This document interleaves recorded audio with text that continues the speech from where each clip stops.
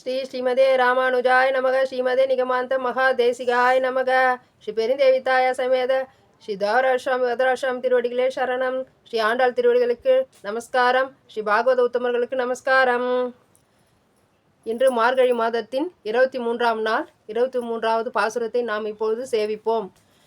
மாரிமலை முழஞ்சில் மன்னி கிடந்துறங்கம் சீரிய சிங்கம் அறிவுற்று தீ வீழ்த்து வேரி மயிர் பொங்க எப்பாடும் பேர்ந்துதிரி மூறி நிமிர்ந்து முழங்கி புறப்பட்டு போதர்மாம் போலே நீ பூவை பூவண்ணா உன் கோயில் நின்று இங்கனே போந்தருளி கோப்புடைய சீரிய சிங்காசனத்து இருந்து யாம் வந்த காரியம் ஆராய்ந்து அருளேலோர் எம்பாவாய்.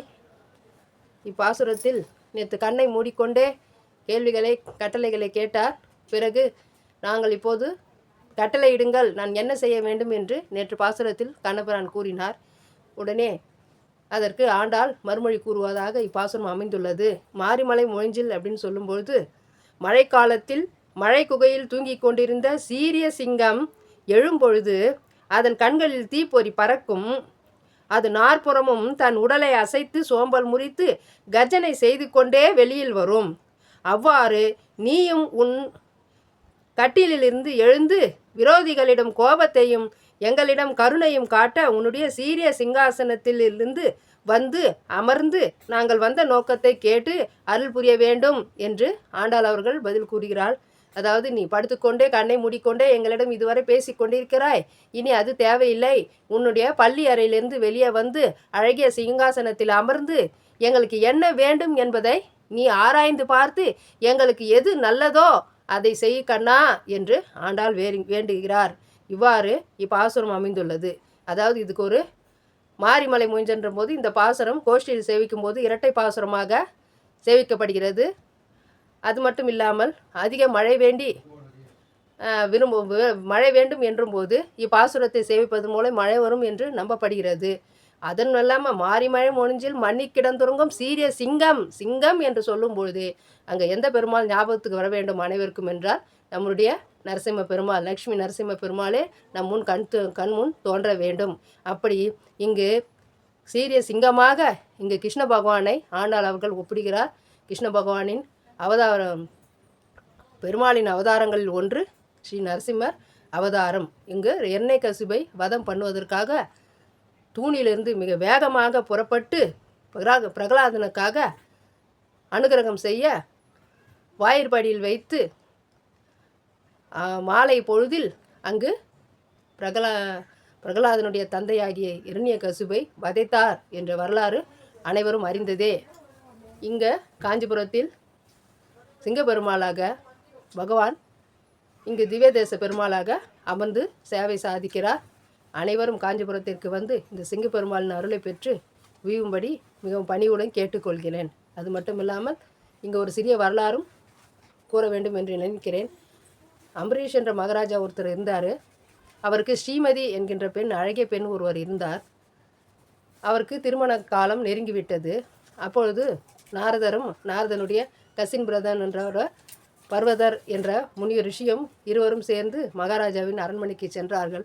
அங்கு ஸ்ரீமதியை பார்த்தவுடன் அனைவருக்கும் அந்த நாரத மகாமுனி சன்னியாசி, அவருக்கே அவள் மேல் ஆசை வந்து என்ன பண்ணுற, 2 பேருமே நான் பண்ணிக்கிறேன்னு சொல்லிட்டு அந்த அம்பரீஷ் மகாராஜா கேட்குறாங்க. மகாராஜாவில் மறுக்க முடியல. ஏன்னா ரிஷிகளுடைய மறுத்து பேசினால் சாபத்திற்கு ஆளாக வேண்டும். ஆனால் வயதான முனிகள் இவர்களுக்கு பெண்ணை கொடுத்தால் பெண்ணின் வாழ்க்கையை நாம் பார்க்க வேண்டும் என்பதற்காக சாதுரியமாக, அப்படியா, சரி, நாளை சுயம்வரம் நடத்துகிறேன், எங்கள் பெண் விருப்பப்படி யாருக்கு உங்களுக்கு மாலை இடுகிறார்களோ அதை ஏற்றுக்கொள்ளலாம், நாளை வாருங்கள் என்று சொல்லி அனுப்பிவிட்டார். உடனே திருப்பார்கடலுக்கு வந்து நாரத முனிவர், நாளை என்னுடைய கசின் பிரதர் வந்து பர்வத முனிவர் வருகிறார், அவரும் பெண்ணை திருமணம் செய்து வேண்டும் விரும்புகிறார், நாளை அவர் முகத்தை நீ வந்து குரங்காக தெரியும்படி, ஸ்ரீமதியின் கண் முன்னே குரங்காக தெரியும்படி நீ காண்பிக்க வேண்டும் என்று வேண்டுகிறார்.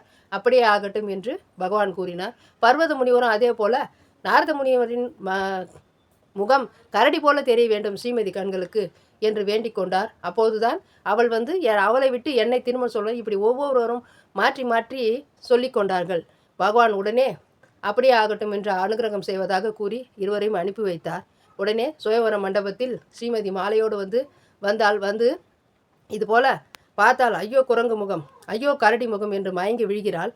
தண்ணீர் தெளித்து திருப்பியும் எழுப்பி மயக்கம் தெளிவித்து திருப்பியும் எழுப்பும்போது, இல்லைம்மா இவங்க நாரத முனி பர்வத முனி வந்திருக்காரு, அதனால் நீ வந்து என்ன குரங்கு கரடின்னு சொல்கிறேன்னு திருப்பியும் ஐயோ கரடி, ஐயோ குரங்கு முகம் என்று மூச்சையாகும் நேரத்தில் அந்த இருவருக்கும் நடுவே ஒரு அழகிய இளைஞனுடைய முகம் அழகாக தெரிந்தது.